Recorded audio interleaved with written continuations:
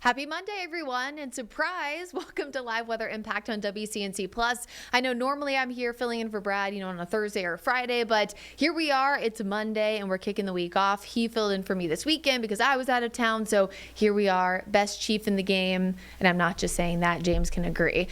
This week is going to be a bit of a wild week of weather, so first things first, I do just want to address what I would say is the elephant in the room, which is the fact that Saturday did see rain. James, you can attest, but not a ton of rain. I got a whole whopping 1/10 of an inch at home. Okay. Watch Which out, is like drought, in the we're coming Matthews for you. area. In the Matthews area. Okay.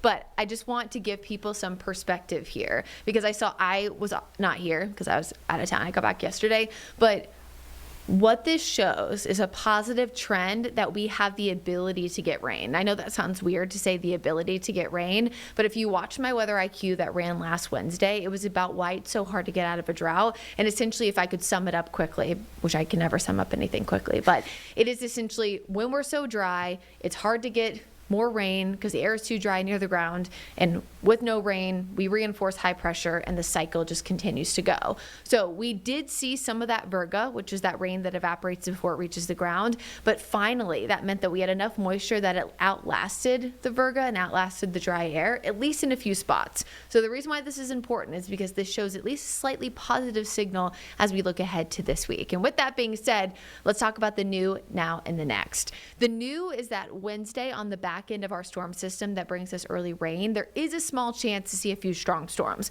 We'll get to that eventually, I promise. Right now, it's a beautiful day. Bright sunshine. It was a little cooler, but more April-like. It's just, again, been so warm that it feels abnormal. And before we get to Wednesday's event, which is your best chance to see rain probably in months, we do have a few showers still possible tomorrow morning. So, wide view of satellite and radar. Nothing's happening, but if you look a little bit wider here, you can see that there is severe weather that's currently working its way through parts of Illinois, Indiana. You can see southern parts there of Ohio. Looking on the back end, you can see some severe thunderstorm warnings there over in Missouri. So that is what we are tracking that we know as it normally does weekends before it gets to us here in the Carolinas. So with that being said, that's what's happening now. That's the new now next. Let's talk about Wednesday morning. Your best chance to see rain in months arrives around 5 a.m. if you're in areas in western parts of our viewing area. 5 a.m. to 11 a.m. is the best window for rain. I'm being specific about the best window for rain because remember, the difference between rain and storms is literally thunder and lightning. So rain is just rain, and a storm adds in thunder and lightning. So with that rain possible, it starts in our western communities, moves toward our eastern communities between 5 and 11. We will likely see some gusty winds because this is moving through very quickly, likely around 40 or so miles an hour. Chance to see some isolated lightning as well, certainly, but rain is going to be the bigger deal. So if this is the appetizer Tuesday, Wednesday is probably the main course and maybe a little bit of dessert too. 6 a.m., a few showers up in the mountains. By the time we get closer to 10, still very scattered, but notice it's so quick. It's like a blink and you miss it kind of day. But Wednesday, a much different story. Here we are pre-front moving in. You can see a few showers on the eastern side closer to parts of Shelby and Cleveland County, but here comes the main line. 6 a.m., heavy rain. You can see with some of those squiggles in the squall line that we will likely see some gusty winds. Unlikely to see severe weather with this first line because of the timing it's coming in and because we are going to see that move through pretty quickly. So 5 a.m. to 11 a.m., there you go. Now, on the backside of this system, there are a tiny few little storms that you can see. I'm actually going to back this up for a second because every single time we get a new update, they become less and less. But notice there's these little spritz of green. There's 1 p.m. Few up in the mountains, there's 4. They're extremely isolated. So you're going to see maybe, let's say 3 at best. But any of those thunderstorms on the backside of Wednesday's rain could produce strong to severe thunderstorms, meaning gusty winds 60 plus miles an hour and maybe even some hail. You'll notice the CAPE, which is essentially storm fuel, is much higher on the back end as well. This is at 6 o'clock, 7 o'clock, and starts to diminish after sunset. So I want people to focus in on the positive, which is the rain, but I do still need to note that there is a chance to see some of those storms become strong to severe, but that's mostly on the backside of the event. How much rain could we see between Tuesday, Wednesday? I am cautiously optimistic that we could see about a half of an inch. I do think some of these models are going a little too high, but between a quarter to a half of an inch would be great. Again, anything we get is fantastic, but I am trying to stay, cautious here with some of these numbers. So 0.88 in Charlotte would be great, but again, I would take 0.5. So 2 chances to see rain, very scattered Tuesday, much more widespread Wednesday morning with rain, and then a few storms on the back end. How do we look behind that? Much more dry. So I'm optimistic because of how humid it's going to be with these first 2 chances that we will actually see a notable amount of rain. But behind it, there are 2 more opportunities to see rain Friday and Saturday. I am worried that the dew point might be a bit too dry for that, but we're at least keeping that low end chance in that 7-day forecast. Coming up, of course, we'll have much more information. Tim Buckley's joining us from WFMY. We'll talk a rocket launch and maybe 15 years ago on this day of weather. Weather Impact Live with Brad Panovich is sponsored by Moisture Lock, crawl space, basement, and foundation repair experts serving the Carolinas since 1988. Tired of all this rain? Does your yard look like a swamp after it rains? Hi, I'm Greg Doggett with Moisture Lock, Charlotte's premier waterproofing and foundation repair company. The longer water sits, the softer soil will become. This can cause foundation issues. If you're having drainage issues, contact Moisture Lock. We'll get the water away from your home and out of your yard. Moisture Lock, stabilize, enhance, protect.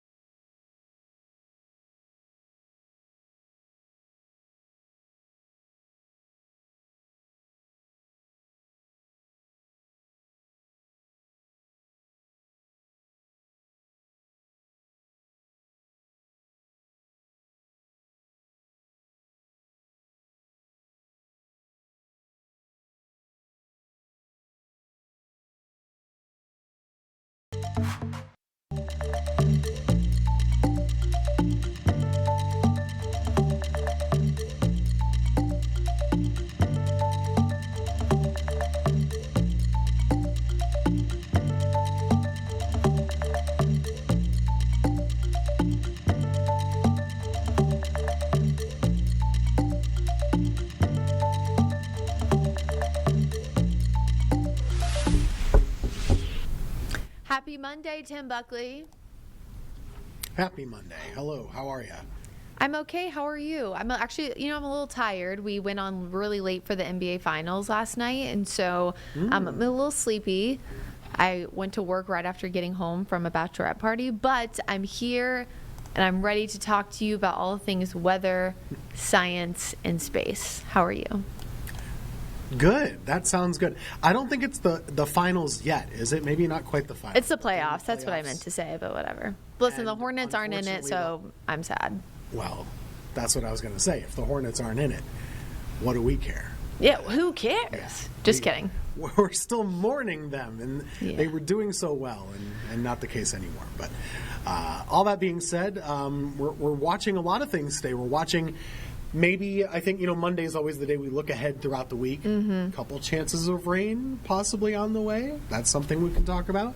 And then this evening, though, something I didn't know until you posted about it, or James posted about it and told us. I didn't know until Brad posted about it. Rockets. I didn't know until Brad posted about it, I'll be honest. See what we miss when Brad's not here. I know, A seriously. new rocket in the air later on this evening. What do we have to expect with this one?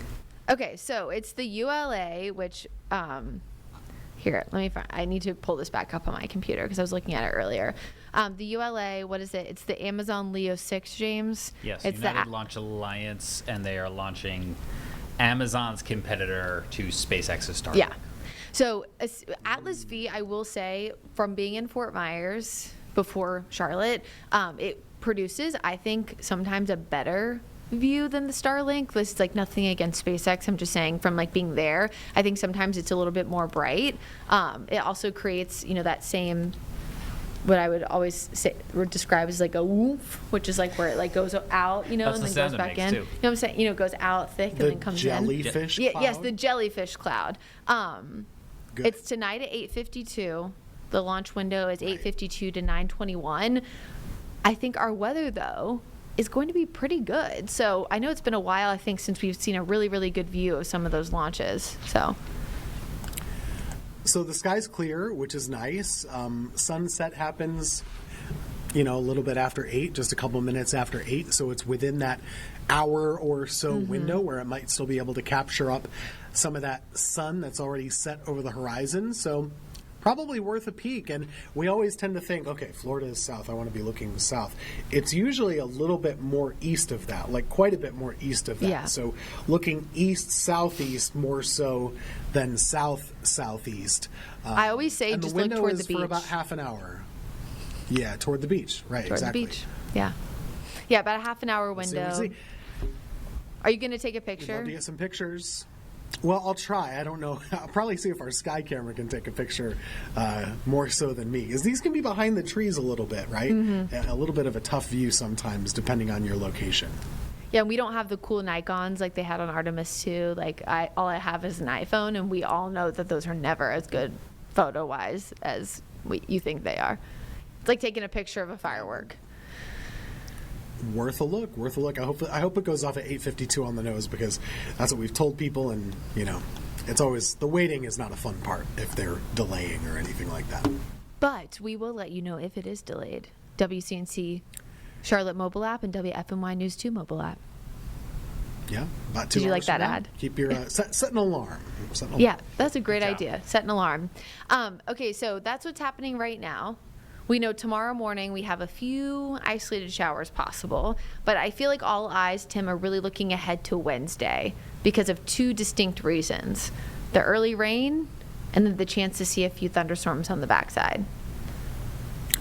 Yeah, the week's weather pattern is kind of interesting, I think, Brittany, because it's kind of, we haven't seen it in a little bit like this, but you're going to have these storms or really storm systems or clusters of storms that form in the middle of the country, and each night they're going to try and move east and kind of move our way.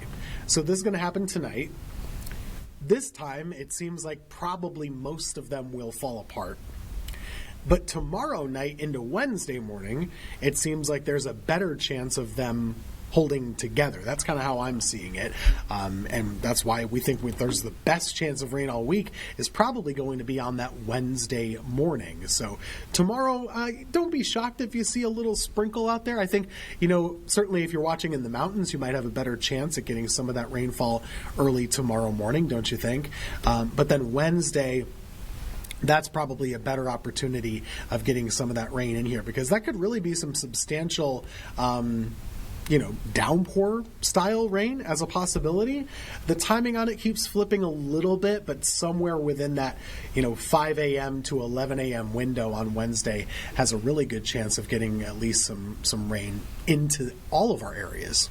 Yeah, I know we talked offline about this earlier, but there has been a lot of model shift kind of changing. I was surprised by the big jump by 2 hours that we saw with the most recent change, but I think in general, the fact that it's happening in the morning, we can all agree that while we could see some gusty winds and some isolated storms, if this same exact setup was happening, let's say at 4 p.m., it would be a much, much different story with what the impacts are going to be. And I know too, with it being the time of day of the morning commutes, I was saying a lot on air, Tim, about how it would be probably a good morning that if you have the option to work from home or go in early or going a little bit later once all the rain has passed us, that might be a good idea, because that heavy rain mixed with the wind gusts, that is what, at least in my personal opinion, when I'm driving to go somewhere, that's what really I think not only catches you off guard but really can be difficult. It's like one or the other is okay, but it's like 40-mile-per-hour winds mixed in with heavy rain is probably not the best combination. So if you have that option to go a little later. That's a good point. And certainly, it hasn't rained much lately. We got a little bit over the weekend, but sometimes that can make the roads a little bit more slippery, slidey than they are otherwise.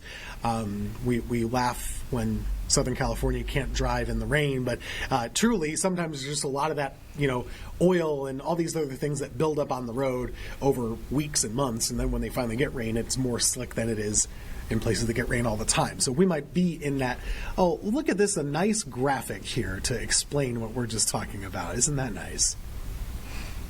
That's Brittany. I pulled it up as you were talking. Yeah, you said oil, and she was like, bam, graphic. Yeah, I actually was thinking it as you were talking. Yeah, it's true. Man. And especially because we are so dry. I don't actually know about you guys in Greensboro, Tim, but this graphic, Becca, who was filling in for Chris while he's on paternity leave, made this morning. But it is officially sent, at least through today.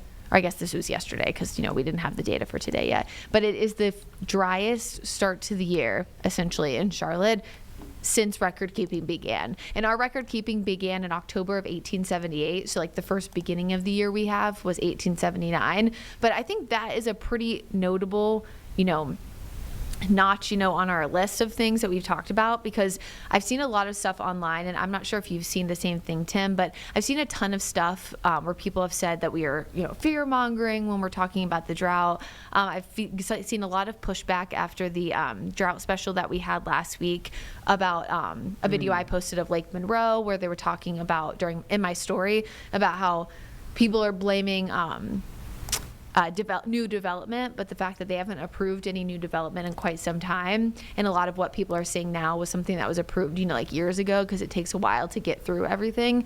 But people are blaming a lot of those things. So I've been kind of seeing a lot of these fear mongering, this isn't true kind of things. And I just want to remind people that at least when it comes to the weather, this is just straight data. So 6 million gallons of water that Lake Monroe used to put out, and now it's 7 million. An extra million when they've seen 60% growth over the last 20 years is kind of crazy. So it's not directly linked to that, even if it is a part of it. Certainly not the only reason.